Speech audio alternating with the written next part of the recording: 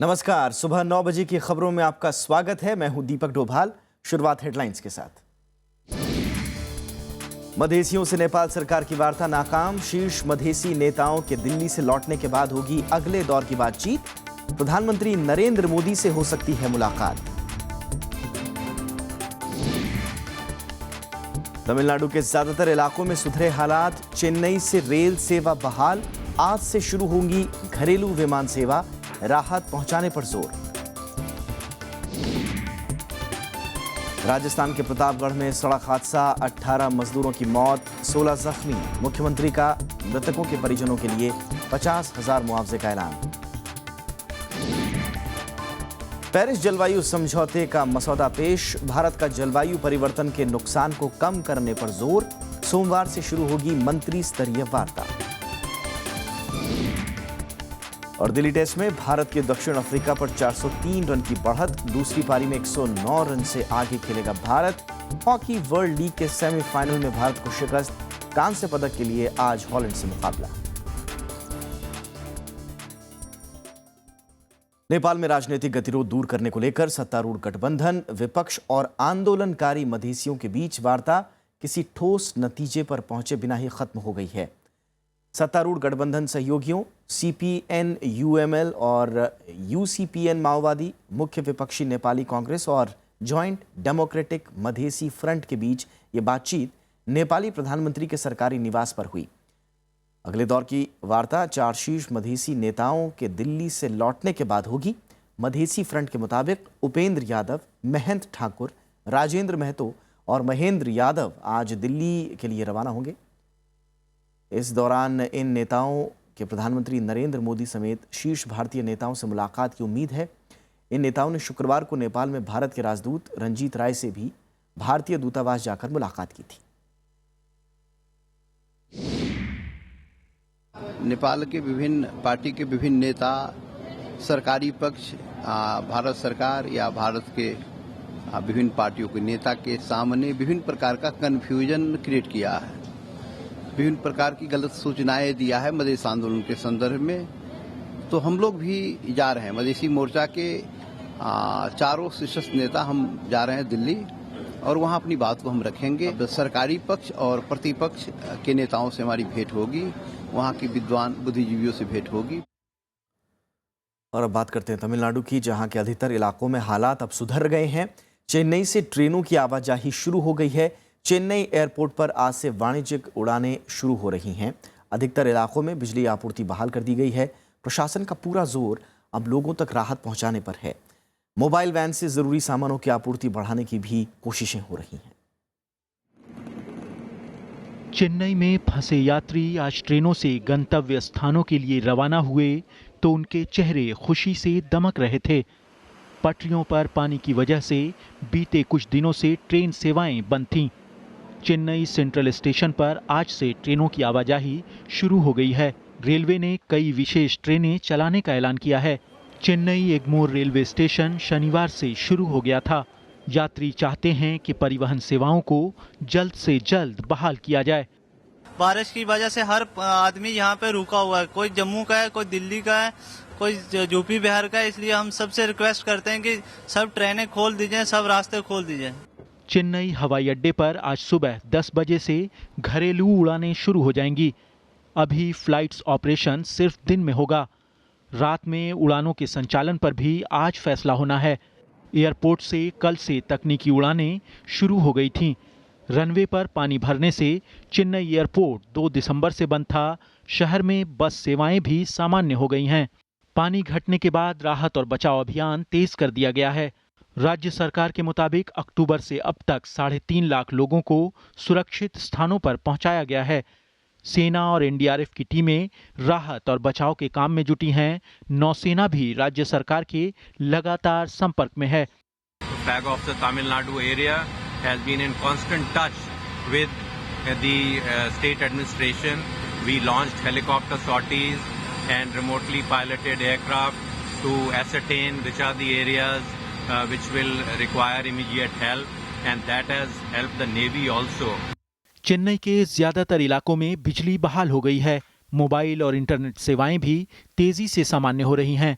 हालांकि जरूरी चीजों की कमी और बढ़ती कीमतों से लोग परेशान हैं। राज्य सरकार ने मोबाइल वैन के जरिए जरूरी चीजों की बिक्री शुरू की है। इंडियन ऑयल ने कहा है कि शहर में पेट्रोल, डीजल और रसोई गैस की कोई कमी नहीं है। आपूर्ति बढ़ाने के लिए दूसरे राज्यों से इन चीजों को लाया जा रहा है। मौसम विभाग ने अगले 24 घंटे में सामान्य से भारी बारिश की आशंका जताई है। It is likely to rain at many places in Tamil Nadu and Puducherry. One or two places in the coastal districts and in South Indian districts may experience heavy rainfall. As far as Chennai city is concerned, it will be cloudy with few spells of rain. प्रधानमंत्री नरेंद्र मोदी ने मृतकों के परिजनों को 2-2 लाख और गंभीर रूप से घायलों को 50-50 हजार रुपए की मदद देने का ऐलान किया है। Bureau report, Rajya Sabha TV. और बाढ़ पीड़ित तमिलनाडु के नागरिकों के लिए बैंकों ने कई राहत उपायों की घोषणा की है। एसबीआई, आईसीआईसीआई और एचडीएफसी समेत कई बैंकों ने कहा है कि ईएमआई के भुगतान में देरी पर जुर्माना नहीं लगाया जाएगा। और आपको बताएं कि ये सुविधा नवंबर और दिसंबर के लिए होगी। वहीं स्टेट बैंक मरम्मत के लिए जाने वाले कर्ज पर प्रोसेसिंग शुल्क नहीं लेगा। एसबीआई ने कारों की मरम्मत के लिए रियायती कर्ज देने की भी घोषणा की है। जिन ग्राहकों के सैलरी अकाउंट हैं, एसबीआई उन्हें 3 महीने का वेतन अग्रिम देगा। वहीं तमिलनाडु में उत्पाद और सेवा कर के साथ टीडीएस जमा कराने की तारीख 20 दिसंबर तक बढ़ा दी गई है। केंद्रीय वित्त मंत्रालय ने कल ये घोषणा की। नियमों के मुताबिक हर महीने की 6 तारीख को उत्पाद और सेवा कर जमा कराना होता है। राजस्व विभाग ने केंद्रीय राजस्व रिटर्न की तारीख भी 31 दिसंबर तक बढ़ा दी है। ये रिटर्न हर महीने 10 तारीख तक जमा कराना होता है।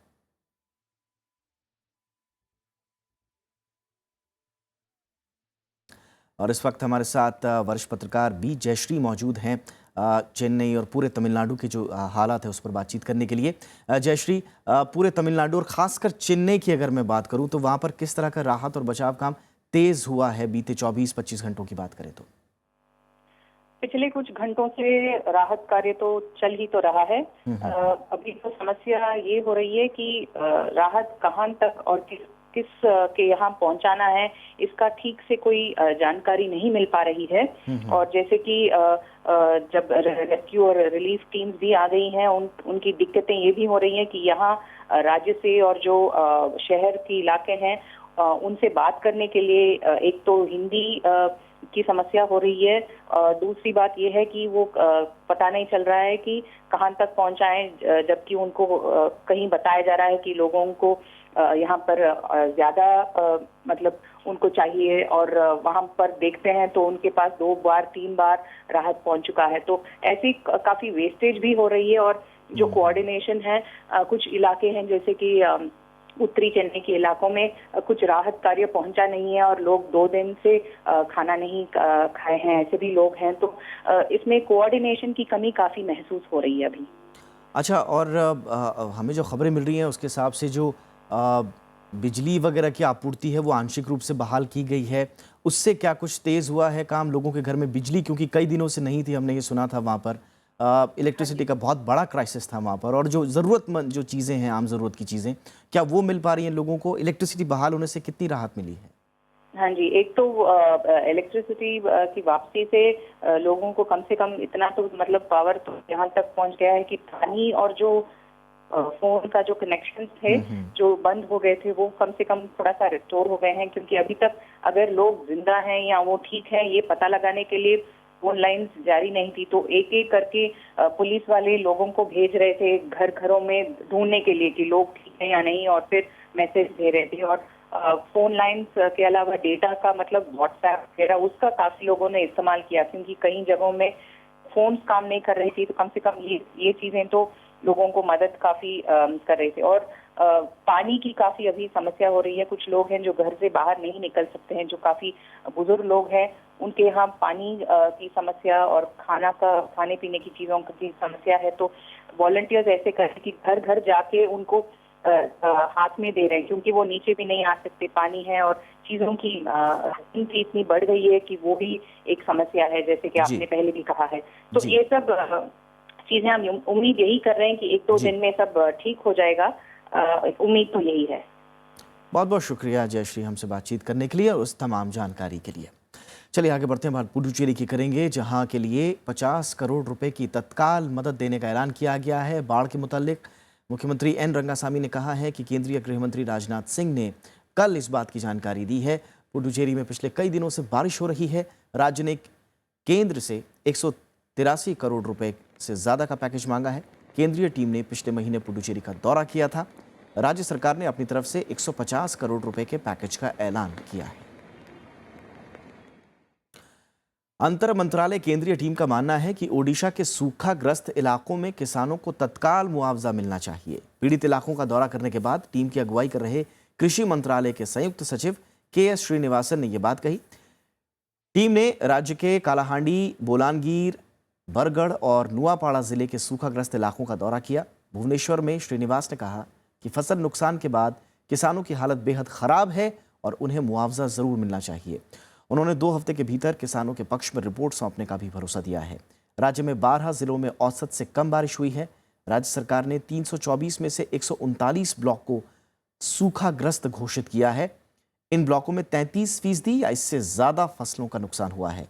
मुख्यमंत्री नवीन पटनायक ने पहले ही केंद्र सरकार को चिट्ठी लिखकर राहत पैकेज की मांग की थी।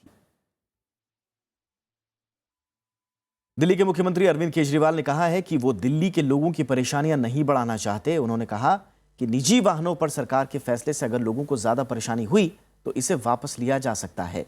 ये बयान दरअसल उन्होंने उस फैसले के बाद दिया है जिसमें प्रदूषण की समस्या से निपटने के लिए सरकार ने एक बड़ा फैसला लिया था। ये फैसला ये था कि सर्दियों में राजधानी में नंबर प्लेट के आधार पर गाड़ियां चलेंगी। यानी कि सरकार का ये फैसला 1 जनवरी 2016 से अगर लागू होता है तो एक दिन ऑड और दूसरे दिन इवन नंबर वाली गाड़ियां चलेंगी। ये फैसला हुआ था। कुछ भी हम ऐसा नहीं करेंगे कि जनता को तकलीफ हो, ज्यादा तकलीफ हो, और कुछ दिन करके देखते हैं, हफ्ता 10 दिन 15 दिन करके देखते हैं। अगर बहुत ज्यादा प्रॉब्लम होगी तो रोक देंगे उसको, नहीं तो और उससे समझ के और 15 दिन बाद कर लेंगे। There are several options. PDP अध्यक्ष महबूबा मुफ्ती ने हिंदुत्व के नाम पर सक्रिय अतिवादी तत्वों पर अंकुश लगाने की मांग की है। उन्होंने इनकी तुलना इस्लाम का दुरुपयोग करने वाले आईएसआईएस तत्वों से की है। एचटी लीडरशिप सम्मेलन में महबूबा सहिष्णुता को भारत की ताकत बताती हुई नजर आई। उन्होंने कहा कि हिंदुत्व का दुरुपयोग कर रहे अतिवादी तत्व इसकी तुलना राष्ट्रवाद से करते हैं, जो गलत है। उन्होंने कहा कि बिहार चुनाव ने ऐसे अतिवादी तत्वों को अच्छा सबक सिखाया है। महबूबा की पार्टी पीडीपी जम्मू कश्मीर में बीजेपी के साथ गठबंधन सरकार में शामिल है।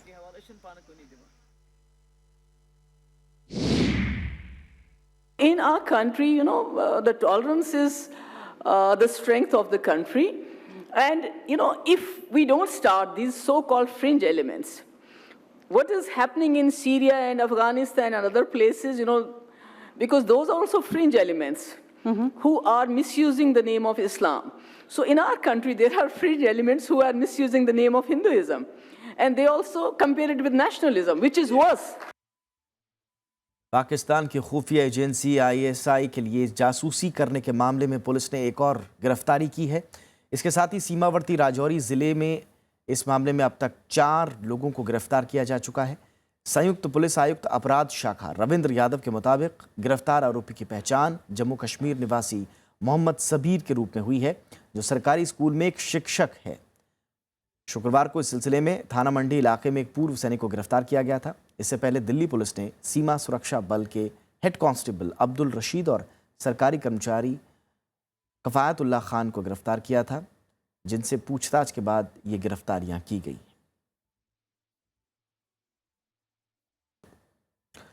राजस्थान के प्रतापगढ़ जिले में बीती रात एक सड़क हादसे में 18 मजदूरों की मौत हो गई। मरने वालों में 11 महिलाएं हैं। दुर्घटना में 16 लोग घायल भी हुए हैं। आपको बताएं कि हादसा जिले के धोलापानी में हुआ।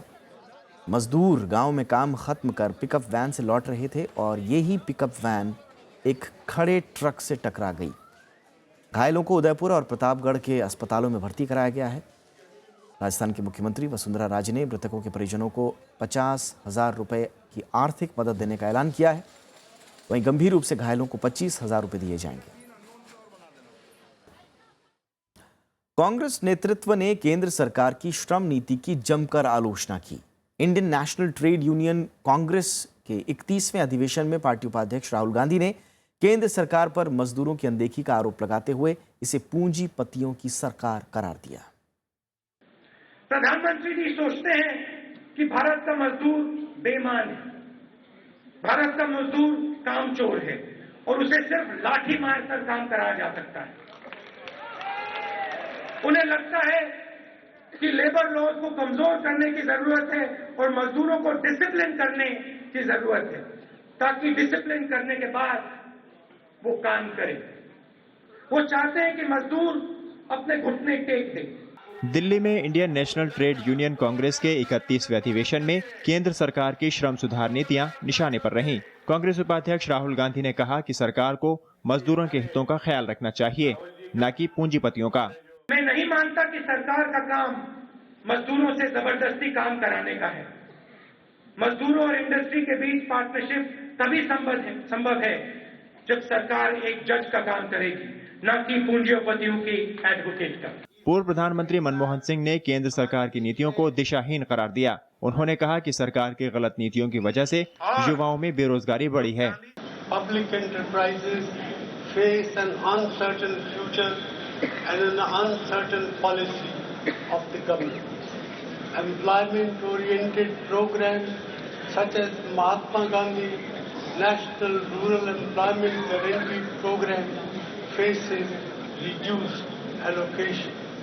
In the name of structural labor reform, efforts are being made by the government to reduce the scope for secure industrial jobs in favor of contract labor and hire and fire approach. अधिवेशन में कांग्रेस उपाध्यक्ष राहुल गांधी ने intake के नेताओं को लोकसभा, विधानसभा के अलावा स्थानीय निकाय चुनाव में टिकट देने का भरोसा दिलाया। साथ ही उन्होंने कहा कि इंटेक के नेताओं को सरकार में उचित जगह भी मिलेगी। विशाल दहिया, राज्यसभा टीवी। और इधर बीजेपी ने कांग्रेस उपाध्यक्ष राहुल गांधी के बयान की आलोचना की है। केंद्रीय मंत्री राजीव प्रताप रूडी ने कहा कि देश की साख सभी मामलों में अंतर्राष्ट्रीय स्तर पर बढ़ी है। और आज देश का हालात ऐसा क्यों है कि देश की जनता ने एक बड़ा परिवर्तन किया है और हम सुधार के रास्ते पर हैं, चाहे आर्थिक सुधार हो, चाहे अंतर्राष्ट्रीय स्तर पर हो। लेकिन राहुल जी की बेचैनी स्वाभाविक तौर से दिख रहा है। लेकिन आर्थिक सुधारों में अगर सरकार के साथ उनकी सहमति नहीं बनती हो तो उस पर भी अपना मंतव्य देना उचित होगा। और पार्लियामेंट का सत्र चल रहा है, महंगाई पर बहस चलेगी, सुखाड़ पर बहस होने वाला है। इस पर आकर के अपना राय दे तो बेहतर होगा। मुख्य आर्थिक सलाहकार अरविंद सुब्रमण्यम की अगुवाई वाली समिति की सिफारिशों के बाद भी केंद्र सरकार के लिए जीएसटी पर राह आसान नहीं दिख रही है। समिति ने जीएसटी की दरों को संविधान संशोधन विधेयक में शामिल नहीं करने का सुझाव दिया है, जबकि कांग्रेस इसे विधेयक में शामिल करने की मांग कर रही है। केंद्र सरकार इस विधेयक को अगले हफ्ते राज्यसभा में चर्चा के लिए लाएगी। जीएसटी पर मुख्य आर्थिक सलाहकार अरविंद सुब्रमण्यम की अगुवाई वाली समिति की सिफारिशों पर तमाम दलों ने प्रतिक्रिया जाहिर की है। कांग्रेस ने साफ किया है कि जब तक उसके सुझावों को विधेयक में शामिल नहीं किया जाएगा वो इसका समर्थन नहीं करेगी। कांग्रेस चाहती है कि जीएसटी की दर 18% तय की जाए और इसका उल्लेख सीधे संविधान संशोधन बिल में किया जाए। We are not against the bill, but it should be acceptable. And we have our suggestions, we have given our suggestions, and until our suggestions are finally met with, we are not going to consider it favorably. समिति ने GST के लिए tax की 3 दरें रखने की सिफारिश की है, जिसमें न्यूनतम 12 और अधिकतम 40% रेट का प्रस्ताव है। समाजवादी पार्टी ने इससे महंगाई बढ़ने की आशंका जाहिर की है। 40% तक जब टैक्स लगाने की बात कर रहे हैं कुछ चीजों पर, तो कहीं ऐसा ना हो कि महंगाई वैसे भी इतनी बड़ी और महंगाई बढ़ जाए और बहुत सी चीजें अव्यवहारिक हो जाएं। तो इन सब चीजों को सरकार को बड़े ध्यान से देखने के बाद केंद्र सरकार की कोशिश है कि मौजूदा सत्र में ही जीएसटी से जुड़े संविधान संशोधन विधेयक को संसद की मंजूरी मिल जाए।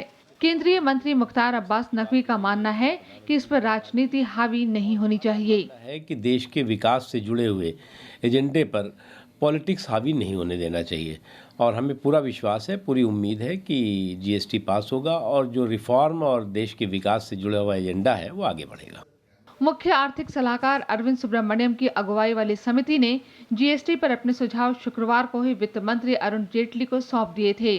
समिति ने जीएसटी के लिए 17 से 18% की मानक दर की सिफारिश की है, लेकिन समिति से संविधान संशोधन विधेयक में शामिल करने के पक्ष में नहीं है। समिति ने अंतर्राज्यीय व्यापार पर 1% अतिरिक्त कर खत्म करने की सिफारिश की है।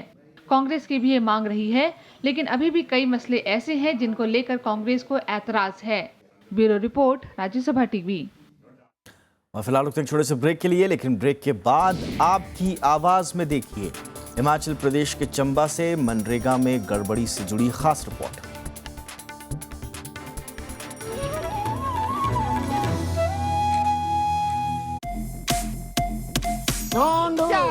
Tell your half better. क्या?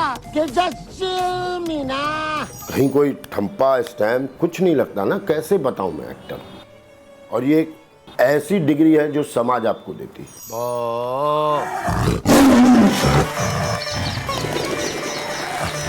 बाबूजी। तारा। कोई गाना बहुत आप टीवी पे देखिए, ये पिक्चर तो मैं देखूंगा ही। ना ना ना ना ना, जो दिखने वाला होता है वो अपने आप ही चुपचाप सुमड़ी में जाके लोग वो आंखों आंखों में बात हो जाती है।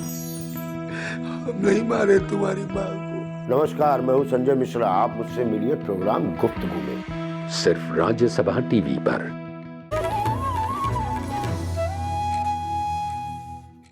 पेरिस में जलवायु परिवर्तन समझौते के लिए मसौदा सामने आ गया है। ये मसौदा 48 पन्नों का है।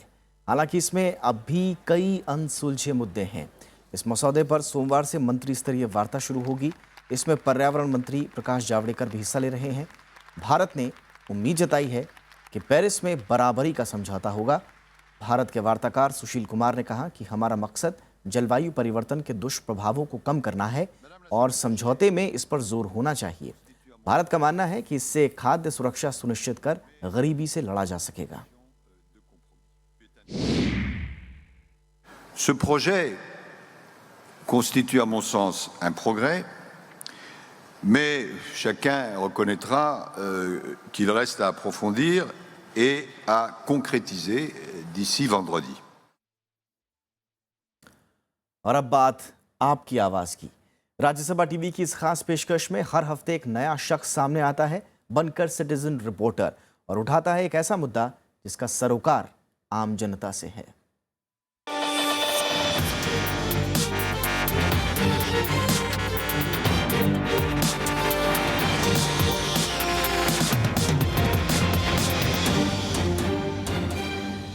और आपकी आवाज में आज की खबर हमें भेजी है एक आरटीआई कार्यकर्ता ने, जिन्होंने मनरेगा में हो रही गड़बड़ी को उजागर किया है।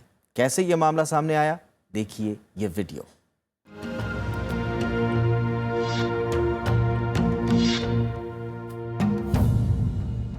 मैं शिवनाथ शर्मा ग्राम पंचायत रठियार से ताल्लुक़ रखता हूँ। ये मेरे पास अभी मस्टॉल पड़े हुए हैं, रठियार से रंडो पक्का रास्ता, जिसका जेई ने असेसमेंट भी बना दिया है, सब हर कुछ बना दिया है। लेकिन लोगों, अगर यहाँ के मीडिया कर्मी भी देख रहे हैं कि ये चलने के लायक है या नहीं है, ये पशुओं के चलने के लायक भी नहीं है। अगर इसकी हालत देखी जाए तो ये 1947 के पहले का भी मतलब कि गठिया है, जिस पर ये 3 लाख रुपए का मेरे पास वो पड़ा हुआ है, मस्टॉल पड़ा हुआ है, और 3 लाख रुपए इस पर खर्च किए जा चुके। लेकिन यहाँ पे 3 लाख तो क्या 300 रुपए तक खर्च नहीं हुए।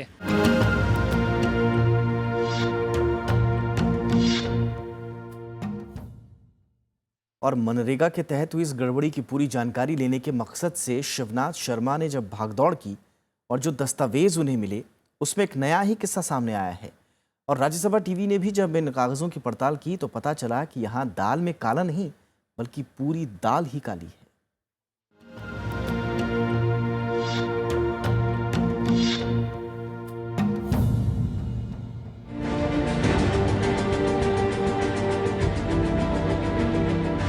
कागजों पे दर्ज ये नाम हिमाचल के चंबा के राठियार गांव के उन बाशिंदों के हैं जो मनरेगा में काम करते हैं। दस्तावेज सरकारी हैं, पंचायत की मुहर है, सरपंच के हस्ताक्षर भी, लिहाजा इन पर शक करने की कोई गुंजाइश नहीं।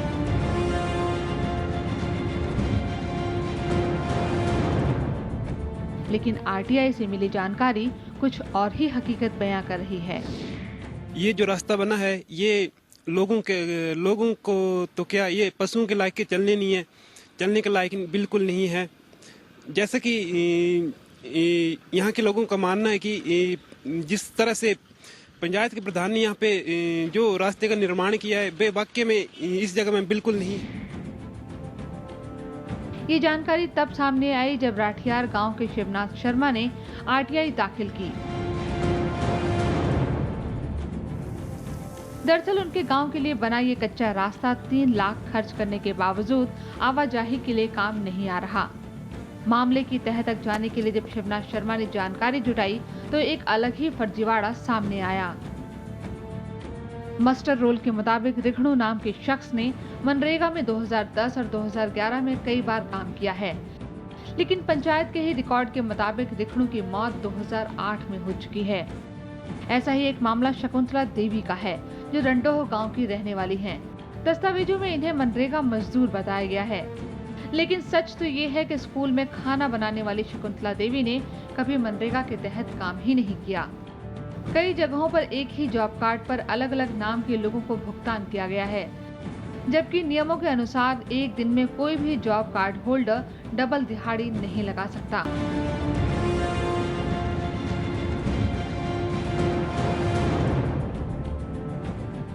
इन गड़बड़ियों की शिकायत करने पर विजिलेंस टीम ने जांच तो की, लेकिन कोई नतीजा नहीं निकला। ये मैंने आरटीआई से निकलवाया और आरटीआई से यही खुलासा हुआ है और इसकी मैंने कंप्लेंट की शिमला को की कि विजिलेंस से इसकी इंक्वायरी करवाई जाए, लेकिन विजिलेंस वालों ने ऐसी इंक्वायरी की कि उनके साथ मिलकर उन्हें क्लीन चिट दे दी, जिस पर मुझे अति दुख है और मतलब कि मैं इस पर प्रश्न भी उठाता हूँ। मुझे ये मालूम पड़ा है कि उसमें कोई काम करवाया गया है, 2012 का है, उस वक्त का जेई को पूछा जाएगा, इंक्वायरी कराई जाएगी और अगर उसमें काम पूरा नहीं हुआ है तो जो इसके जिम्मेवार हैं जैसे प्रधान है या जेई है, इनके विरुद्ध आगे कार्रवाई की जाएगी। रोजगार गारंटी योजना शुरुआत से ही भ्रष्टाचार के लिए सुर्खियों में बनी रही है। हजारों मामले सामने आने के बावजूद अब तक की तमाम सरकारें इन घोटालों पर पूरी तरह से रोक लगाने में नाकाम साबित हुई हैं।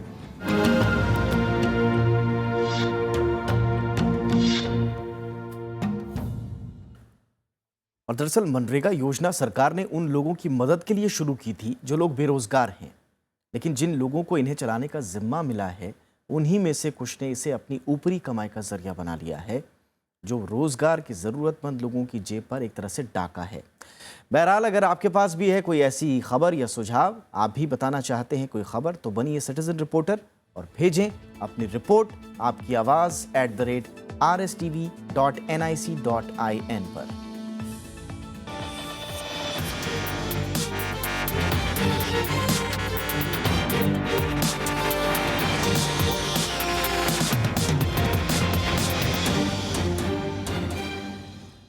और अब खेल की खबरों पर एक नजर। रायपुर में चल रहे world hockey league finals tournament से भारतीय टीम बाहर हो गई है।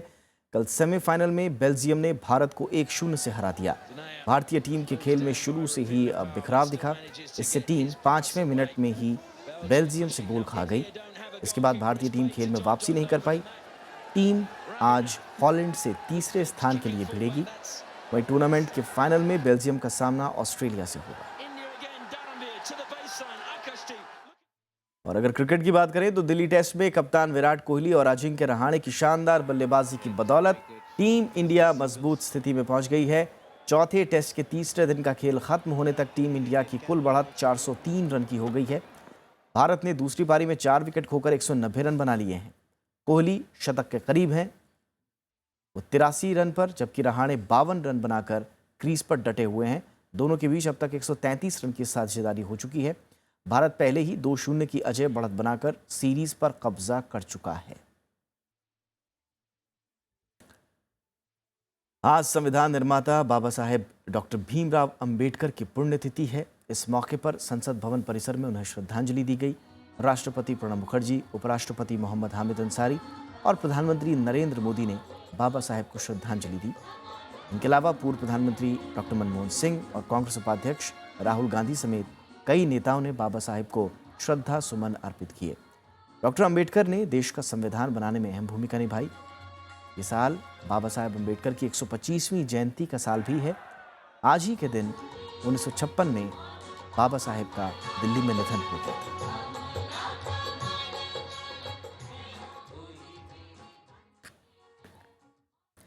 तो इसी के साथ 9 बजे की खबरों में इतना ही, लेकिन चलते चलते हेडलाइंस पर एक बार फिर से नजर।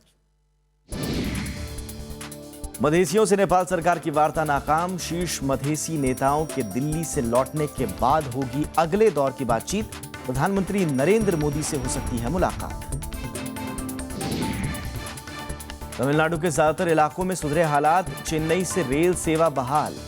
आज से शुरू होंगी घरेलू विमान सेवा, राहत पहुंचाने पर जोर। राजस्थान के प्रतापगढ़ में सड़क हादसा, 18 मजदूरों की मौत, 16 जख्मी। मुख्यमंत्री का मृतकों के परिजनों के लिए 50,000 मुआवजे का ऐलान। पेरिस जलवायु समझौते का मसौदा पेश। भारत का जलवायु परिवर्तन के नुकसान को कम करने पर जोर। सोमवार से शुरू होगी मंत्री स्तरीय वार्ता। और दिल्ली टेस्ट में भारत की दक्षिण अफ्रीका पर 403 रन की बढ़त। दूसरी पारी में 109 रन से आगे खेलेगा भारत।